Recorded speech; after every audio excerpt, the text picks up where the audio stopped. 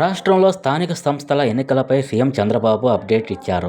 ఎన్నికలు 6 నెలల్లో జరిగే అవకాశం ఉందని, వాటికి ఇప్పటి నుంచే సిద్ధం కావాలని మంత్రులకు సూచించారు. కేబినెట్ భేటీలో అజెండా అంశాలపై చర్చ అనంతరం తాజా రాజకీయ పరిస్థితులపై చర్చించారు. ఇప్పటి వరకు జరిగిన అన్ని ఎన్నికల్లో మనమే గెలిచామని, ఈసారి కూటమి అభ్యర్థులు ఘన విజయం సాధించేలా ఇన్ఛార్జ్ మంత్రులు బాధ్యత తీసుకోవాలన్నారు.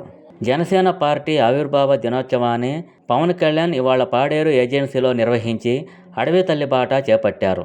ఆయన కొంతకాలంగా ఏజెన్సీ ప్రాంతాలపై దృష్టి సారించడం వెనుక రాజకీయ వ్యూహం ఉందన్న చర్చ సాగుతోంది. 2019లో 7 ఎస్టీ నియోజకవర్గాలను గెలుచుకొని ఏజెన్సీలో వైసీపీ పట్టుబిగించింది. 2024లో కూటమి జోరులోనూ 2 సీట్లు గెలుచుకుంది.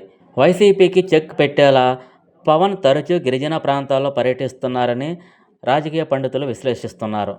ఉప ముఖ్యమంత్రి పవన్ కళ్యాణ్ గిరిజన ప్రాంతాల్లో మౌలిక సదుపాయాల మెరుగుదల కోసం అడవి తల్లి బాట అనే కార్యక్రమాన్ని ప్రారంభించారు.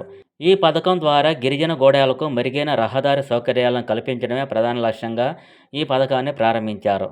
అల్లూరి సీతారామరాజు జిల్లాలోని డుబ్రిగూడ మండలం పెదపాడు గ్రామంలో పవన్ కళ్యాణ్ ఈ పనులకు శంకుస్థాపన చేశారు. ఈ పథకం కింద గిరిజన ప్రాంతాల అభివృద్ధికి కూటమి ప్రభుత్వం సుమారు 1,005 కోట్ల రూపాయలు కేటాయించింది. మార్చి 14న పవన్ కళ్యాణ్ పాడేరు ప్రాంతంలో పర్యటించి అడవి తల్లి బాట కింద నిర్మిస్తున్న రోడ్ల పనులను స్వయంగా పరిశీలించారు. ప్రకృతిని ప్రేమిస్తే అడవి తల్లి మనల్ని కాపాడుతుందని, గిరిజన ప్రాంతాల అభివృద్ధికి తమ ప్రభుత్వం కట్టుబడి ఉందని ఈ సందర్భంగా పవన్ కళ్యాణ్ పేర్కొన్నారు.